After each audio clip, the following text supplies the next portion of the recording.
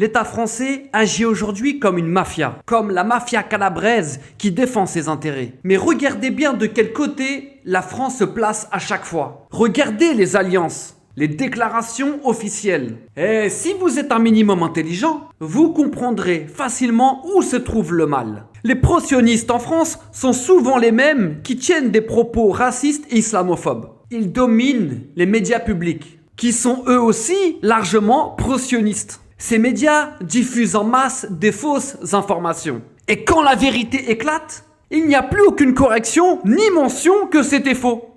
C'est simple, la manipulation, elle est totale. Et elle s'appuie constamment sur l'émotion. Et le tribunal médiatique en utilisant le fameux mot antisémite, à tort et à travers pour faire taire toute critique. Pendant ce temps, l'entité sioniste continue de violer, massacrer, détruire. Et tout cela au nez et à la barbe de tout le monde. Ils agissent en toute impunité. Et pour rappel, juste un petit rappel, le Hamas, que l'on aime constamment à définir comme un groupe terroriste, il est classé ainsi uniquement par l'Union européenne et par les États-Unis. Donc la grande majorité des pays du monde ne les considère pas comme un groupe terroriste. Et d'ailleurs, parlons prononciation. Pourquoi vous dites le Hamas en mode hébreu et pas le Hamas en arabe qui est le Ha?